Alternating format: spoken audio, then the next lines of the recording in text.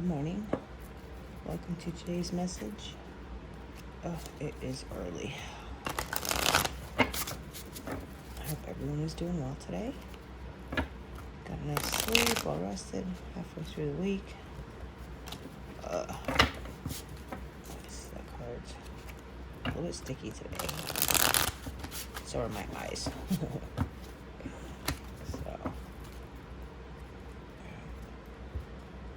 Spirit guides, angels, ancestors, be with us. Protect our sacred space. Okay, Spirit, please give me a message for the collective today. What is the message for the collective today? What is the energy? What are the messages that we need to know to make today the best day it can be, and for the highest good of everyone involved? Okay, we've got Ace of Wands, Three of Swords, and the Queen of Swords. So our wands, to begin with, Ace of Wands, is fire energy. This is creation and destruction. And aces are all about new beginnings. So in the Ace of Wands, it could be, if you're creating something, what could you create that's new, right? Could you create a new romance, a new job, new project, or maybe just deciding to create. Either way, it's the start of something new that has come from within, something that you've manifested.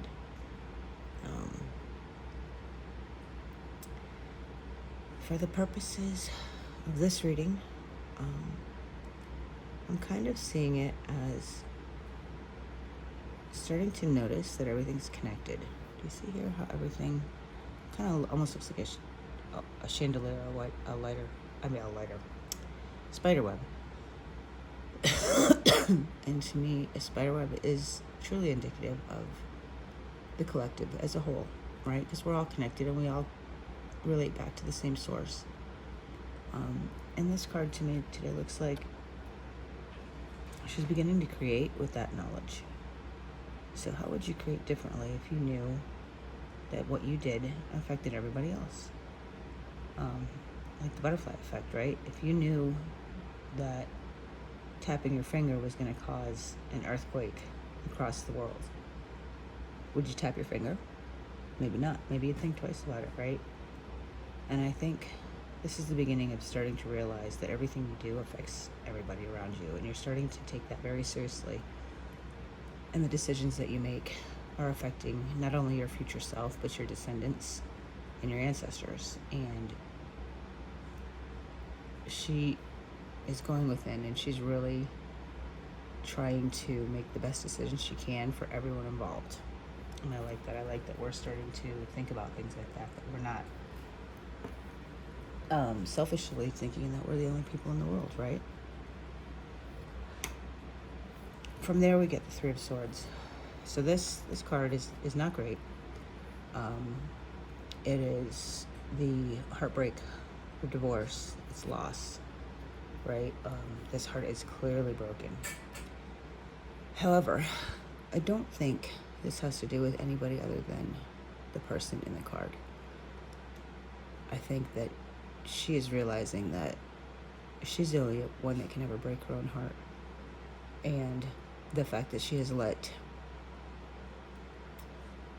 her happiness, her self-worth, her everything be defined by anything outside of her own heart, really. I mean, right? She's got two slices there. The fact that she has let anybody or anything define her happiness or her capacity to love in and of itself is heartbreaking. And I think that's what she's heartbroken about. I don't think there's anybody else involved in this. And I just noticed here the outpouring from this heart is coming down behind her face, but under her arm, right? And it's kind of like where you would carry a newborn, right? A baby, you carry him under your arm. And so I think this is telling us to be as compassionate with yourself as you would a newborn baby, right? And that newborn baby is worthy of unconditional love just by virtue of the fact that they were born. They didn't do anything.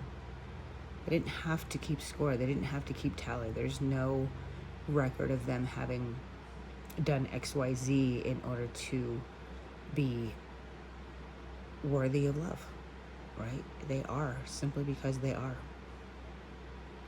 And the realizations that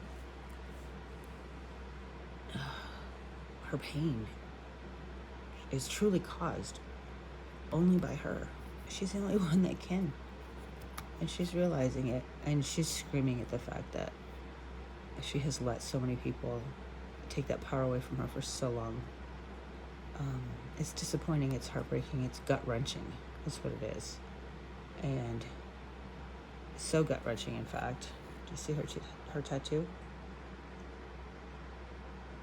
It's a Three of Swords as well. She is literally marked herself to remind herself that nobody else but her is able to hurt her. I know that's not typically what the Three of Swords means, but I'm getting it's just all her, and she's realizing it. She's truly understanding for the first time that the power to hurt her lies only within herself.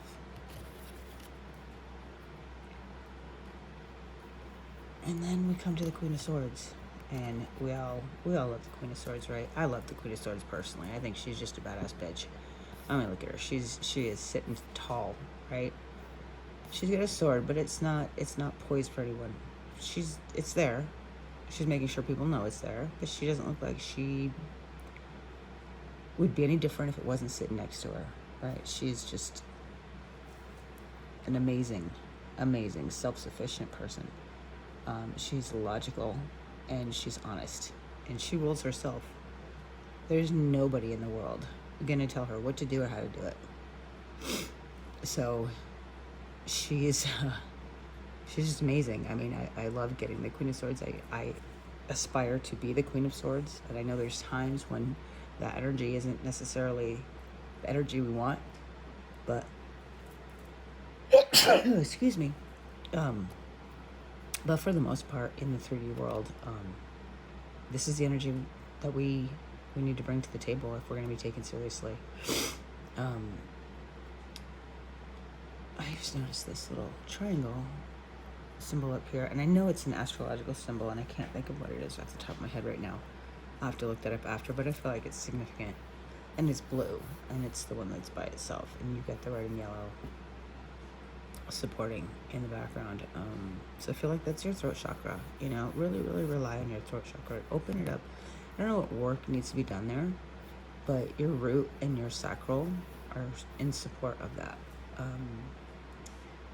With all of the chakras, they can't be truly balanced all of the time, and we're always working on something, right? And I had been working on my sacral for a long time, and I think with the collective this week especially, it's you know what, speak your truth like the Queen of Swords. No apologies.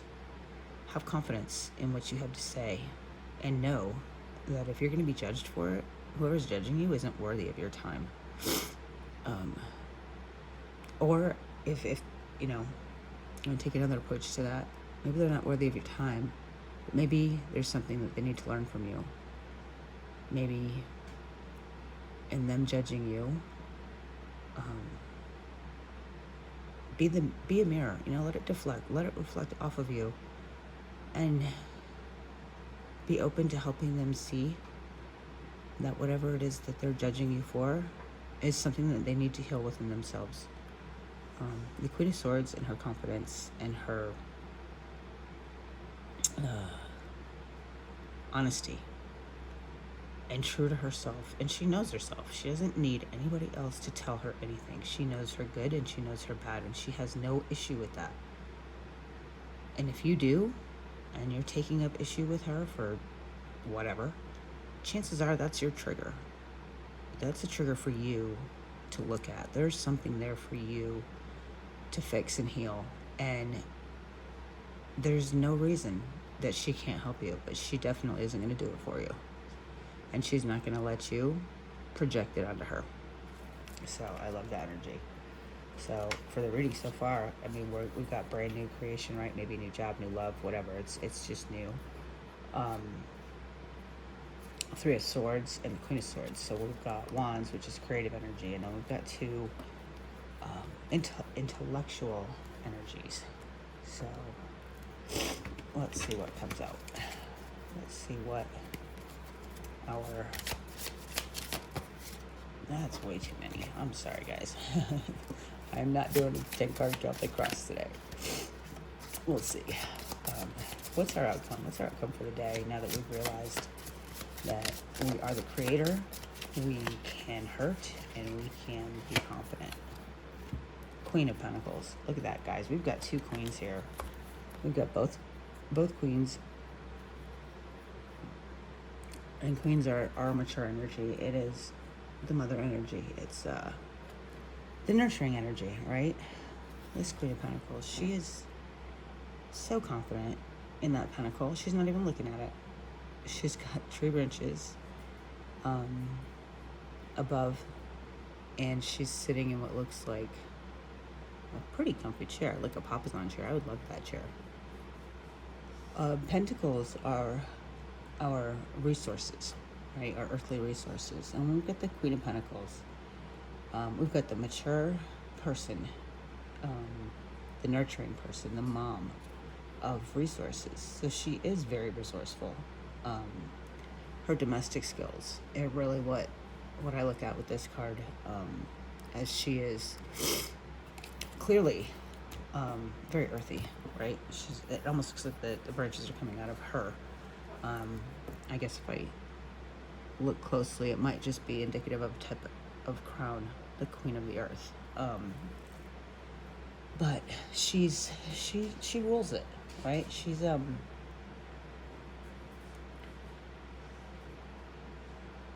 confident in her resources, and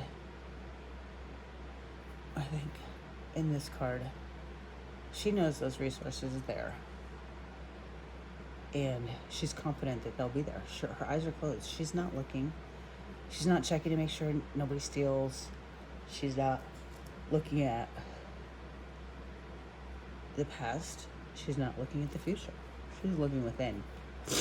Her eyes are closed. Her hands are crossed. It looks to me like,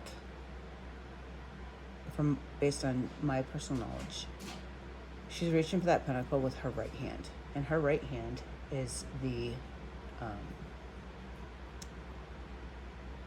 letting go. You know, that is the part where we release, the releasing hand, where our left hand is the receiver. And she is releasing those pentacles. But we all know we would not release pentacles unless we knew for a fact they could be replaced, or were going to be replaced, right? You're not going to give a loan to somebody who isn't going to pay you back. So if she is in fact releasing those pentacles, she's got every confidence that they'll be returned or replaced in some way. It's funny that I said return and replace, because I actually have been hearing the word reconciliation all week. It's kind of weird. It's a long story, and I won't bore you with it. But it's all about right? R-E. We've got a Mercury retrograde coming up here, and I think everybody's kind of in a panic about it on the 14th of January, but I am not. I am not worried about the retrograde, because the retrograde is the perfect time to reflect and reconcile, and all the other words that you can think of, right? So replacing pentacles is not a problem. Don't worry about those pentacles, guys. Okay? Be mature about it. Know that they come from you and not from anyone else. So let's get a final card for our collective. And ask Spirit, what do we need to know? What do we not see coming? What is it that we don't see that we need to see? What are we not paying attention to that maybe we need to? We're just coming back into our spirituality. At least I am. And we want to make sure that we're really doing things right, huh? This is a lot of cards. 5. And I don't usually take that many at the end of this reading, but we're going to start with Temperance and the 2 of Swords to the Emperor to the 8 of Swords to the 3 of Cups. This is really cool. I like this. It's balance. It's self-control. It's moderation. It is everything that we aim to do in our life, right? That we very seldom get the opportunity to say that we have done. In this card, you can see his angel in the background. See that? His higher self. And he's performing magic. You know, he's very balanced. He's very in control of himself. This is moderation. This is knowing when to say when. And that complete balance of 3D and 5D. To the 2 of Swords, which is actually the waiting for results, right? You got to make a choice. There's some choice that needs to happen, and it looks like you don't really want to make that choice. Those crows are going to make you make that choice. So there's going to be a choice that's made, but it's going to be made in this balanced energy, right? When we take that and we make this choice with balanced energy, look at the Emperor. This guy's playing chess, not checkers. That's been my saying all week. I mean, this guy is amazing. He's the shit. He is respected. He's strategic. He's planning. He's maybe an Aries. I'm not sure, but he's stable and secure and confident. And we take that balance and we make whatever choice we have to make it with confidence. You know, if it's something you need to let go of, let go of it. That's what the 8 of Swords is to me. Look at yourself. Admit the shit you need to admit and don't worry about it. Let that shit go. Take control. You know, have confidence and love yourself. And what do you get as a result with the 3 of Cups? You've got the perfect community. That's the Big Dipper there. And you've got literally a community. You've built a community of friends, of a support system. And you've got 3 times 2 here. Look, she's got 3, tattoo of 3, what looks to me like Fibonacci sequence circles on her back. You know, and this is all races, all genders. Build your community. That is what you're going to do with the balance, with the choice, with the Emperor energy, with letting go of things that no longer serve you. I mean, it's right there in a nutshell, guys. Right there in a nutshell. You have this opportunity to do something new. You know you're the only one that can hurt you. And you are the queen of your own thoughts and the queen of your own resources. 2 queens. 2 3s. An ace and a 2. So we've got 1, 2, 3, which is easily a confirmation that you are progressing on the path the right way.